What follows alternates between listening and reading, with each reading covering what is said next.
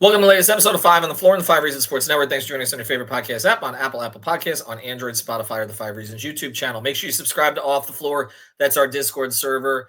Place for the most heat information, conversation, consternation, celebration, repudiation. It's all there on Off the Floor. Link right here in the description. Bypass the Apple upcharge. Pay the $2.99 a month. This is where you go for heat conversation these days, or as well as around the NBA. We've got a WNBA channel. We've got all kinds of channels there, plus stage shows and a draft channel. And we know you're interested in that if you're listening to this. So check it out. It's Off the Floor. Link right here in the description. Also, check out Prize Picks, legal in the state of Florida. Again, our official fantasy partner. Use the code 5. Put down $5. You get $50 to play. Prize Picks allows you to play across the sports spectrum. People are playing on the Masters this weekend. MLB's going. NHL heading towards the playoffs. And, of course, NBA. You can play up to 6 players together. Pair them. Do whatever you want with them. They've got almost all the old features are back. Use the code FIVE and get your $50 right away. And by the way, I've won 5 straight cards. 5 straight. So put down your 5, get 50, and follow me. And now, today's episode.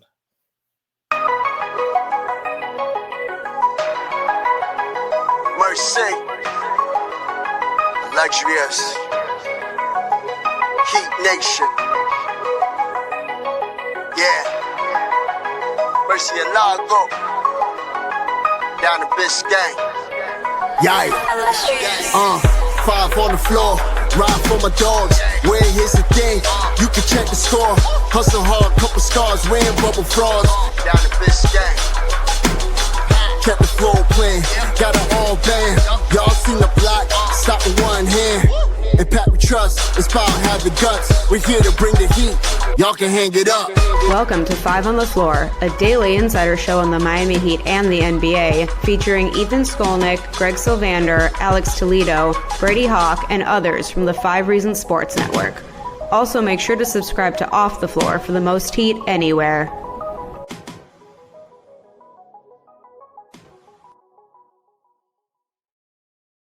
All right, welcome back to 5 on the Floor. Here's today's floor plan. I'm Ethan Skolnick. You can follow me at Ethan J. Skolnick at the 5 Reasons Sports.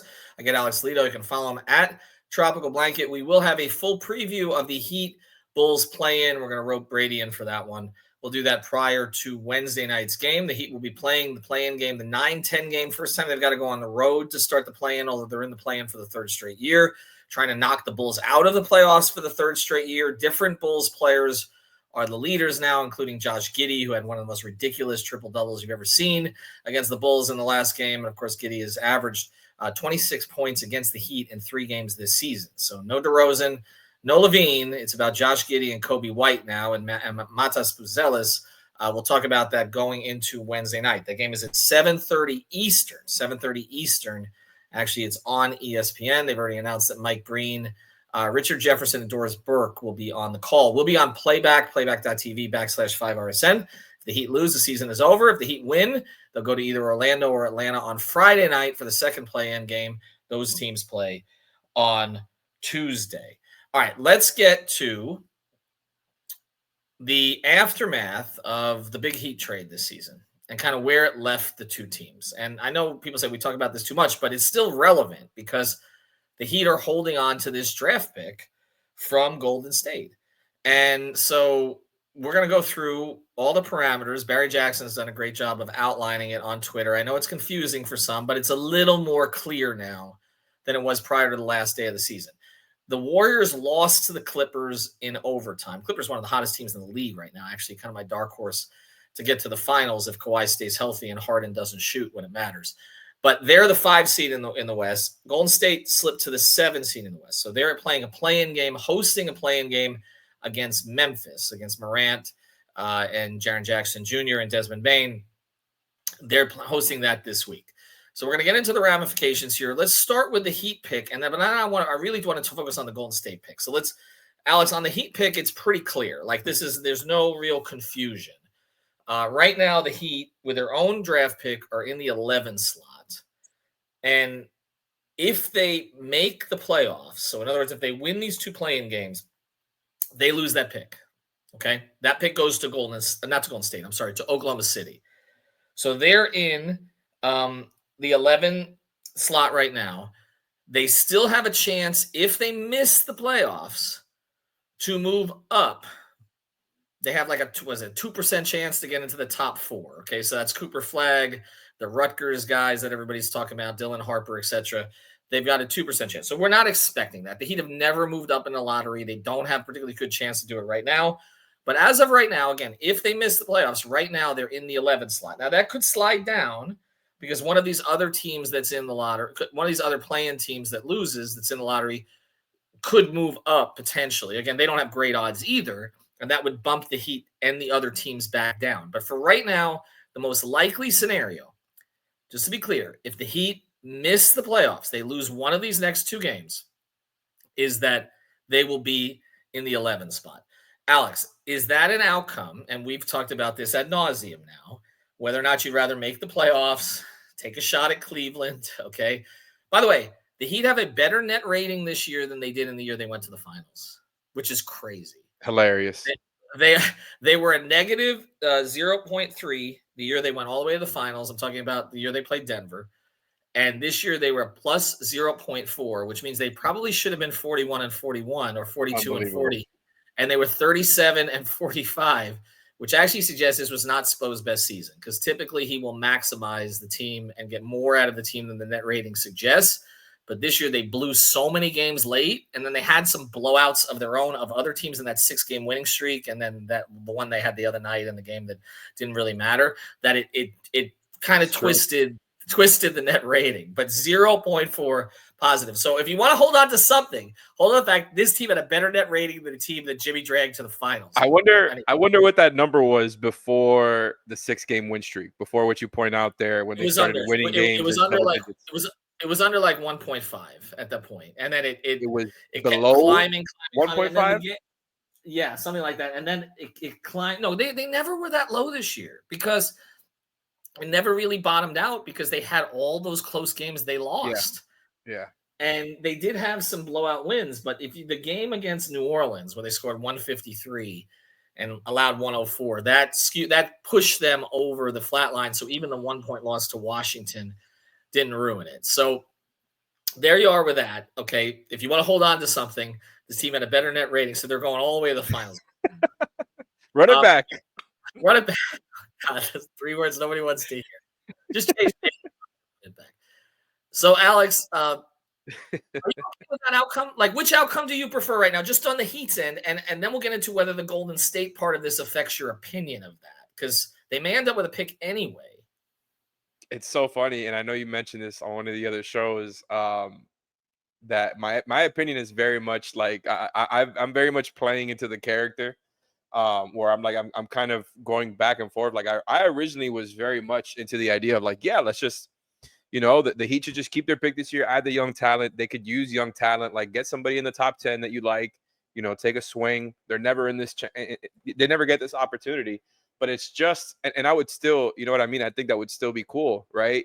And that would be a cool outcome. I don't think it's bad, but honestly, I've come more to the side of like, if I'm the Heat, I don't want to lose 2 unprotected picks in 26 and 28. Because I'm not sure that they're going to land that star talent that's going to make that like just a problem that, you don't care that much about or whatever, where you're giving up picks in the 20s, right? I'm not so sure that that's going to happen. It could, right? I'm not trying to rule it out. But if I'm the Heat, if I'm in that front office, I'm definitely worried about that. Like that's an absolute disaster that you have to avoid, right? Like you cannot have 2 unprotected picks going to OKC and Charlotte and like, honestly, it becomes so much of a self-fulfilling prophecy where like you have to go hard after those star players in order to avoid that disaster. So that you can avoid it, but I just think that the most responsible thing to do is to make the playoffs, which of course is what you're about anyways, right? Mm-hmm. And then try to avoid giving up 2 unprotected picks. So you give up the 11 this year, and then you give up another lottery protected pick in 27 instead, as opposed to giving up 2 unprotected. So I completely understand like why the Heat are trying to make the playoffs and do that. It's basically just trying to avoid disaster. Like it's just not an ideal place to be in, because of course, like you want the young talent. This team could, you're not in the Jimmy era anymore. Like it's just an obvious place for them to add some young talent in a draft that people, really seem to think is a great one. So it's really hard. It's a tough question, but I'm leaning more onto like kind of where the Heat have been as opposed to where I was when this all started. Well, I'm thinking of this purely as a company owner and a podcast host right now. So let me get out of the Heat space on this. That's the thing. You got to Um, consider the hype of adding another player in that range right now in the short term versus what's going to happen as next year. well, what's going to happen 2028, next year, they but don't have any picks. also how we're going to get through the next couple of weeks. That's what I'm thinking of. So as a podcast host, I'm thinking, all right, I already know this is going to be a long off season until we get to close to the draft. I got I to might have fill just gone back content. the other way because of that. Right. I got to fill content hours. And I'm like, wait a second. If they can make the playoffs, then we'll get at least 8 to 10 days of like false hope out of it in the Cleveland series. So that pushes us back a little further. But then if we do that, then we don't have the hype of having the 11th pick into June. But then we also will have the hype of still having your draft pick next year. So I'm not really sure. I'm kind of going back and forth with it. But I understand why the organization's perspective on this was always to try to make the playoffs. Because, again, the damage potential, and Greg has talked about this, of it forces your timeline to be faster this year if you have unprotected picks coming up. Like if you have unprotected picks in 26 and 28, then maybe some Heat fans want this, but it kind of forces you to make a swing, because if you just add lottery picks to the, or no, not even lottery, but 11 and 20 or 11 and 18 to this team, I don't know that they're necessarily making the playoffs, because we've seen there are some teams in the East that look like they may actually get better this offseason or a position to get better. And so I can't guarantee they'd get out of the play-in and necessarily make the playoffs next year. And then you're giving away an unprotected pick. And then you're looking down the barrel of an unprotected pick in 28, which is not ideal. So I sort of see it both ways too. But just honestly, even if it hasn't been good basketball, I'll always take more basketball. So as a podcast host, I'm kind of like, just pull the 2 upset wins and make the playoffs, and this will look a little less embarrassing as an overall season than it actually was. Remember last year, though. I know, and I understand it. It could go, as our friends say, they could go either way. All right, but on the other side of this, I want to touch on the Warriors part of this, because you and I are torn on this. But again, just to be clear, right now, if the Heat miss the playoffs, they will likely pick 11th. Likely, okay, not guaranteed, but they will likely pick 11th. And Adele and Matt, who cover the draft for us, and they will do more of it, have talked about some really good potential players slipping to 11. Like, this is a draft where you're going to get a good player, particularly if you have a strong scouting staff, which the Heat do have. And so that they should be able to find somebody who fits pretty damn well for them. All right, on the other side of this, we will talk, though, about the Golden State perspective and whether the trade for Jimmy Butler really affected things that much, because I don't think it did for either team. And I know people are going to disagree, but I'll go through it. So before we do, want to mention, a great sponsor of the 5 Reasons Sports Network. You don't want to be affected by a leak in your home or place of business. Water Cleanup of Florida, WCUFL.com. That's WCUFL.com. Your one-stop water and mold cleanup shop. Here's the thing about water cleanup. Okay, first, they'll tell you if they can't do the job. Second, they'll walk you through the entire process. They'll work with you on the insurance company. They've got more than 200 5-star reviews on Google. It's for good reason. Michael Robert, their entire team based in Boca Raton. They just moved to a new warehouse. They service the entire Tri-County area. Whenever there's a disaster across the state, they go there. They're just the kind of contractors you want to work with. And again, you should get involved with them for the preventative maintenance, because you don't want to deal with this after it happens. But if you have to deal with it, then they're the people to go to. So check them out at WCUFL.com. That's WCUFL.com. It's water cleanup of Florida. If you've got the schmutz, they got the guts. All right, let's go through the Golden State situation here, okay? Currently, they are in the 18th slot. Okay, that pick belongs to the Heat. If right now, if it's not in the top 10. Now, this is a little bit of sleight of hand that was pulled by the Heat here that I mentioned at the time, but Adele's talked about it. And it's become even more significant at this stage, because it gives the Heat a little bit more protection in terms of actually getting this pick. And it's something that they insisted upon, or Andy Ellisberg and Nick Arison, who primarily executed the trade, insisted upon. I know that Andy did.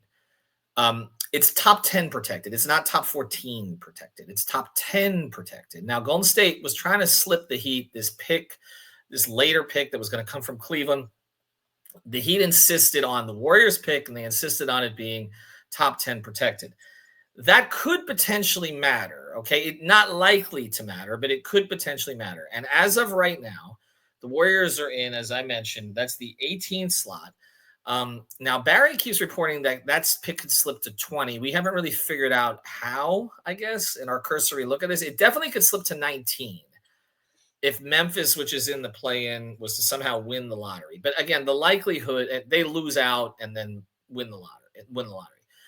But the likelihood is that the Warriors would pick 18th, okay, if they make the playoffs, right? Which is, again, to make the playoffs, all the Warriors have to do is win one of the next two games. So they've got Memphis, and then they have the Dallas Sacramento winner. Okay, so the Dallas Sacramento, if they lose the game to Memphis, the Warriors host the game against Memphis, and if they lose that game, they would play the Dallas Sacramento winner.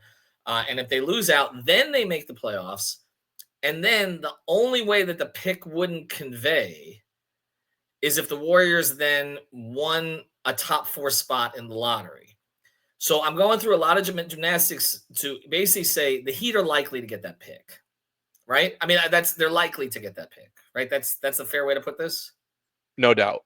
Honestly, it's it might be an understatement, right? Because it's like, what are the odds that not only, first of all, like you mentioned, they're hosting the Grizzlies, which is going to be a tough game, and it might be a tough matchup for them. They might lose, but to then like lose to the Kings or something, like it can happen in a 1-game sample. That they obviously have a lot of talent and scoring talent there, but it feels like the Warriors have always had the Kings number, and even though like it's a different team now, and it just feels like kind of, you know, the Bulls on steroids, where it's like, oh, it's like a tougher version of what the Heat were. It's basically Sabonis for like Jimmy's right? used to this. Yeah, except like Sabonis is a better player, but you don't have to guard him from 3. Like Jimmy's used to seeing these Chicago Bulls in the play-in, man. Like so it's likely not going to happen. And then of course, like, even if they lose the 2 games, which is possible, like the odds, if you calculate the odds of them losing the 2 and then the odds of them moving into the top 4, like it's very likely not going to happen. So it seems like the Heat are almost definitely going to get this pick. And if the Heat lose, in the play-in and don't make it, I mean, I'm sorry, if the Warriors lose in the play-in and don't make it, all of a sudden, like there's an opportunity here for the Heat to end up with 2 lottery picks.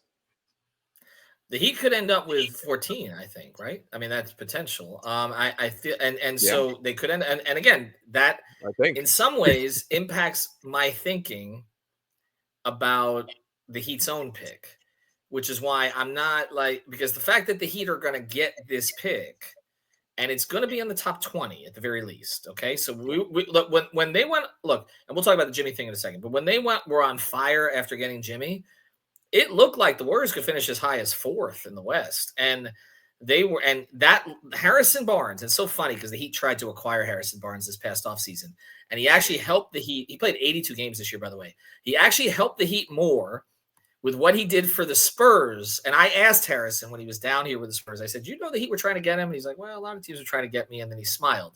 He actually helped the Heat more in his role in San Antonio than he probably would have helped the Heat with the Heat. He made this buzzer-beating 3-point shot, which changed the whole context of the Western Conference, because if that doesn't happen, then the Warriors still would have made the playoffs, even with the loss to the Clippers yesterday. So by not making the playoffs, by being in the play-in, that has improved the Heat's draft status via the Warriors pick. It's given them some protection against. They're going to retire Harrison Barnes' jersey before they retire Jimmy. No, well, they can't. It's number 40, so they can't. They already got that one of the rafters. No, they could just retire a different team's jersey like they have. They're going to have to pull the Marino 13 down to put Bams up there someday, right? So maybe they could do this again. And they're going to. They're never putting Jimmy's 22 up. So when Wiggins' 22 goes up, that's not going to be a problem. But anyway, to get back to the Jimmy thing on this, and I want people to follow me on this because this is not me hating on Jimmy. This is just facts, okay? If Jimmy Butler, let me ask you this question, because then we'll get through what the trade did and how it actually affected the standings, okay? Because I've looked at what these teams have done since the Jimmy trade, not just the Heat and the Warriors, but the other teams. And look, the Warriors were 23-8 with Jimmy, so there's no question he helped them. No question, okay? Now, it's rendered Jonathan Kuminga a spectator, and there's no doubt in my mind, because Kerr has basically acknowledged he didn't play Kuminga in the last game, and Kerr's basically acknowledged he can't play them together.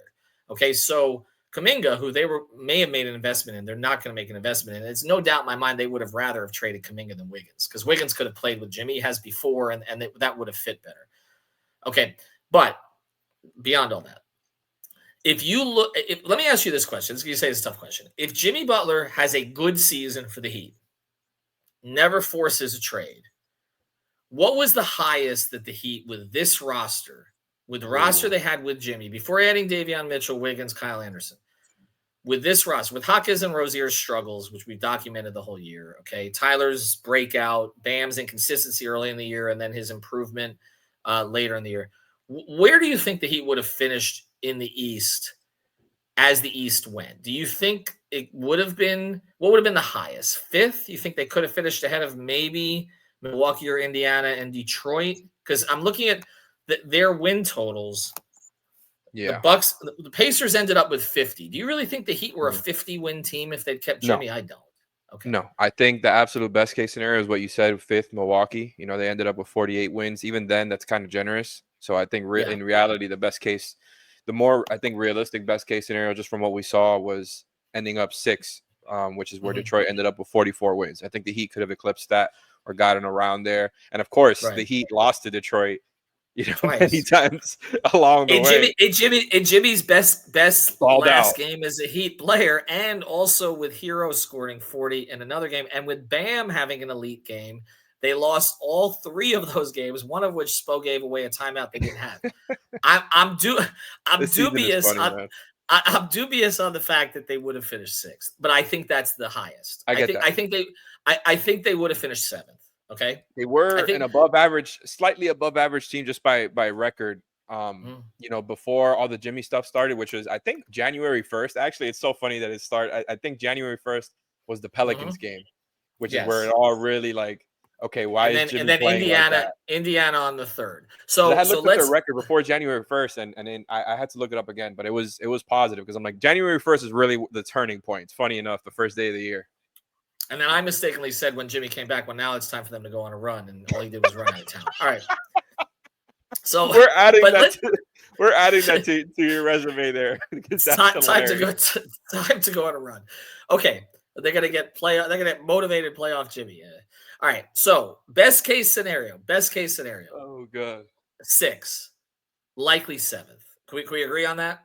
Best case, like the Magic at 41 and 41. I think they probably would have finished with Orlando's injury issues. I think they would have probably been hosting the Magic in a play-in game. That's probably where they would have been. Okay. All right. So we're playing the Knicks in the first round. Correct. Right at best case scenario. Okay. Yeah. So all right. So basically by Jimmy, not wanting to be here, Miami trading Jimmy. And by the way, I don't think they get to 7 if they hold on to the disgruntled Jimmy and don't trade him. I don't think they keep the 7. I think they probably would have ended up 9th or 10th. Okay. So best case scenario 7th if they held on to him 9th or 10th. All right.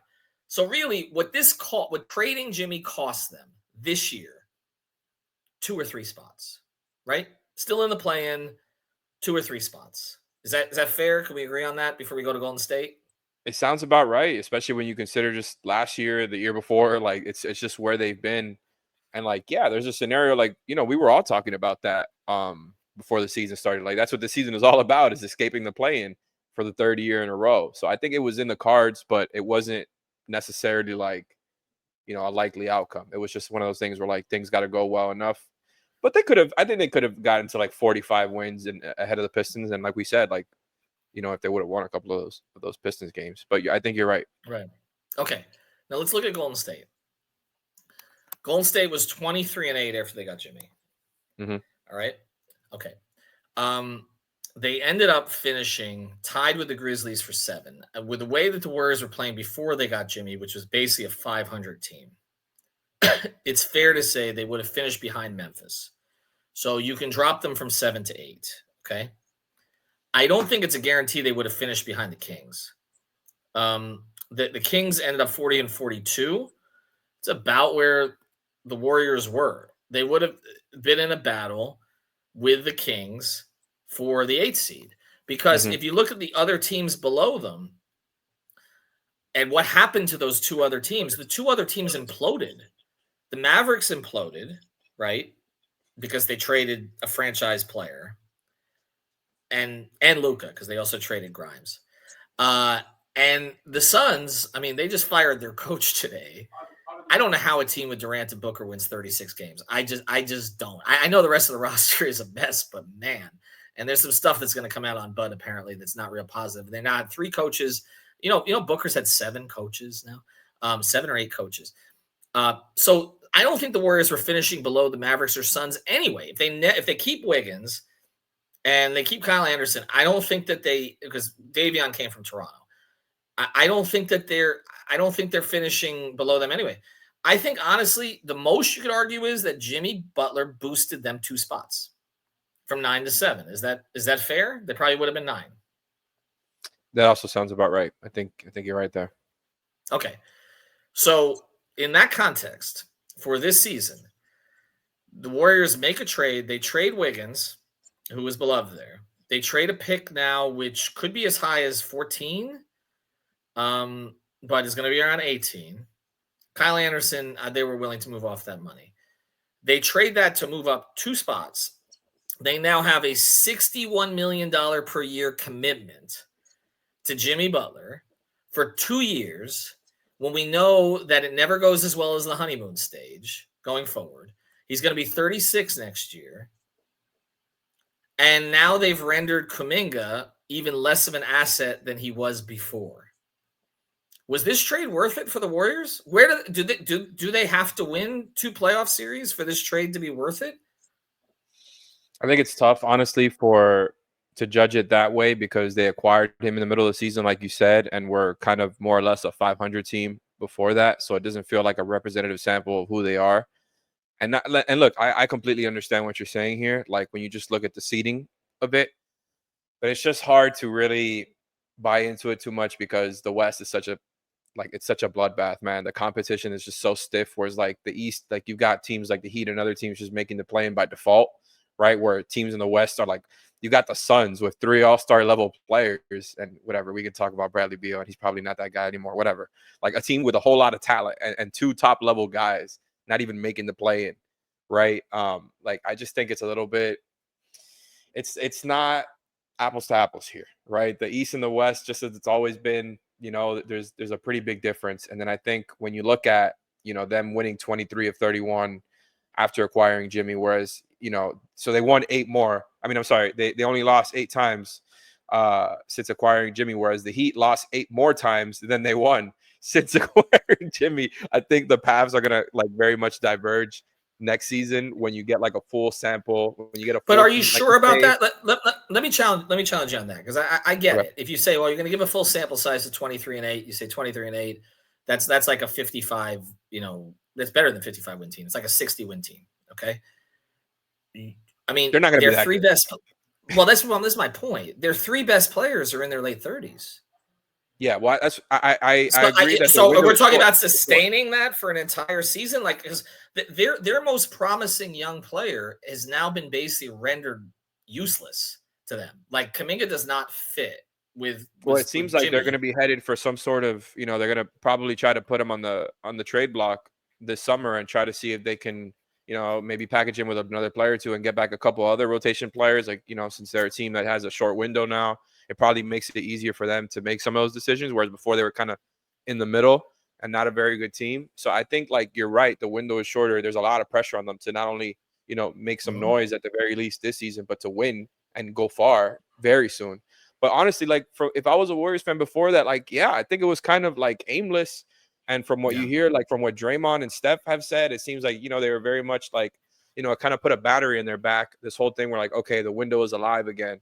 So I think for that aspect of it, and not to mention how good they've been, I think it's definitely worth it for the Warriors. Like, it for sure could have been a better trade for them. Like you talk about maybe if they would have traded Kuminga and another salary instead of Wiggins, it's probably looking better for them. If they would have traded that Cavs pick instead of the top 10 pick, top 10 protected pick this year, like, yeah, it probably looks like a better trade for them and better value, but it's still probably a good trade. I think otherwise, like if they were just like struggling, then you can really question it. But they've just been winning so much, it's really hard to question it. It's like you went from not having any chance of doing anything to having a chance, right? And it's very much kind of the opposite of what the Heat just went through. It's like you went from not being a great team, but a team that has a chance of making noise in the playoffs and who has done it, to all of a sudden like that those chances are just kind of completely out the door. And I think next season it's going to be harder. It's going to be, once we get a full season sample, and maybe the Warriors are like a 49 win team or something, for like a pretty good team, but not amazing. And then the Heat are like below 500.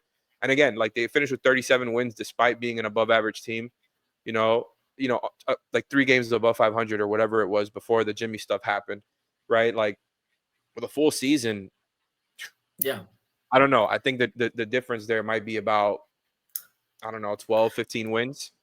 I do think it could separate. Your point on the West is a good one. I'm looking at the Western Conference, and I get it that this slightly opened the window for Steph, which is why you and I talked about Golden State being an option for a Jimmy trade in the first place.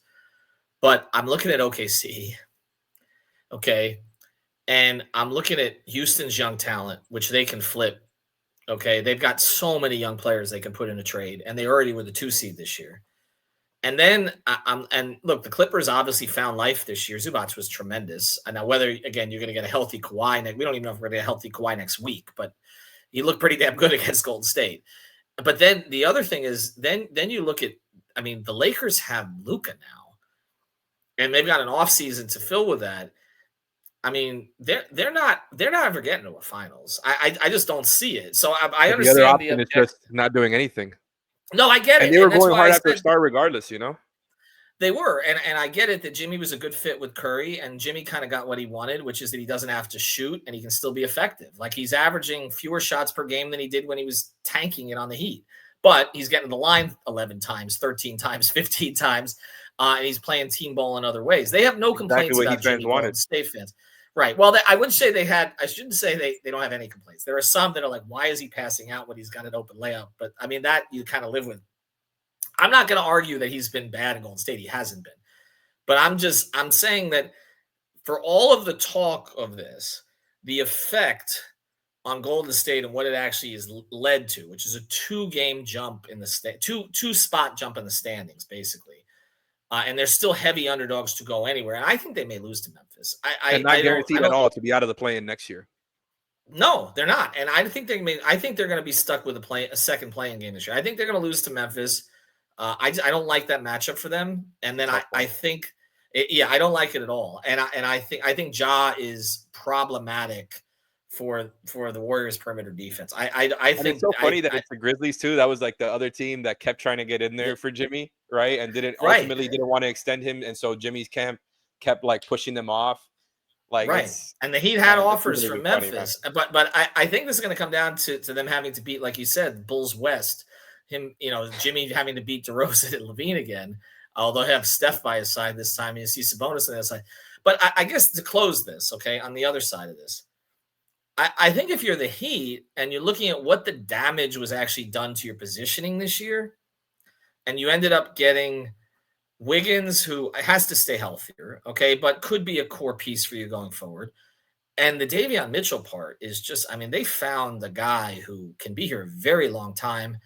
Kyle Anderson's a useful player with that contract. I'm not going to argue he's more, but he's been useful for them. And then you're going to get you're getting a decent pick in a really good draft that protects you if you make the playoffs, allows you to go to try to compete in the playoffs and get your guys experience. And so, again, people say I'm carrying water for the front office. I'm just saying when you look at the totality of this, for as much as we made it from both sides, did it make the Warriors better? Yes. Did it make the Heat worse? Yes. I can't argue anything other than that. But as far as the general context of this, I don't know if the Warriors are getting out of the play-in anyway. And if they do, I think they're a first-round exit. And Houston, they could push, I think, because of the lack of experience with the Rockets. So that'll be a good – honestly, if they can get to 7, if they win this game and get to 7, it's significant. They're not competing with OKC. They're not. Okay? They're not. I think OKC's defense is too good. We've never seen Jimmy play with somebody the likes of Steph, and obviously Steph is like as proven as they come. So I'm not, I wouldn't pick them. I wouldn't bet on them. Well, we should clip it. We should clip this if I'm wrong, but I'm just saying I don't see them. I can see them pushing Houston in a significant way, and then you get the Lakers in the next round most likely, and that's probably where it ends. which I know that's the one. Everybody, ESPN would just move their yeah, I mean, all day long. Yeah, they'd be mad that isn't just the finals, or maybe like the conference finals, and then they get Lakers. Well, last year was the play-in game, and I said they were going to suspend all operations after that game, and just like they could compete in Cancun. And now you've added Jimmy and Luka to the mix. I mean, God, it's not even like last year. But anyway, overall point is, I'm not going to make a case that the Heat got better by training Jimmy Butler in the short term. They didn't. Okay, Warriors did get better. But if you look at the overall outcome of this, it's not so bad. It's really not. And it's not, you really didn't lose anything this year. And I think they knew they had that cushion where the East was so you lost weak. the shot at competing, which is what they're about. They have no chance. What were they competing not even trying to disrespect. What were they competing made it to the finals with that build twice. So like, even if, and we were all skeptical that they were going to do that again. So I'm not trying to say they were going to do it, but like, you have a semblance of like reason and kind of, you get benefit of the doubt because like this build has done it before. Whereas like now it's like, it's just obvious, no disrespect to those guys. They just don't have a shot at contending. Now, look, I would love to be wrong and that we could clip this and it's like, oh no, this is the actual Cinderella run. Yeah, that would be awesome if they could put on the show and compete with the Cavs. But I'm not expecting it either, Alex. I'm not gonna sunshine pump this. I think they're out in 5 games. They're about winning, and they gave up their chance at winning in the short term. Now they bet on themselves to be able to rebuild in the long term, which is okay. But that's, the way he did is a whole other thing. But the chance at contending this season at least, and probably next season, but we'll see, is it's probably out the window. But they also were forced to make a decision in terms of a direction, and now we'll see because they didn't make one in the beginning, in the first place. I get it. Again, these are all arguments that I get it. I understand that that's a certain perspective out there. Apparently, they were offered 5 first-round picks for Jimmy Butler. Someone tweeted at me today. I don't know. Maybe Bernie and Ernie told them that they were offered 32 first-round picks for Jimmy Butler. If they would have made the decision to move on from Jimmy last summer, he probably ends up on the Sixers. So look, I'm glad that didn't happen. All right, but yeah, the Sixers would have preferred the decision for a while. Now the Sixers have the worst contract in basketball once the Beal and the Warriors could have ended up with PG instead. It's like an alternate timeline. It is. But again, thank Harrison Barnes. All right, Alex, appreciate it. We'll actually preview the game that they're going to be playing on Wednesday, but just throwing this out there for everybody. Thank you for listening to the 5 on the Floor on the 5 Reasons Sports Network. After all, someone needs to listen to my dad.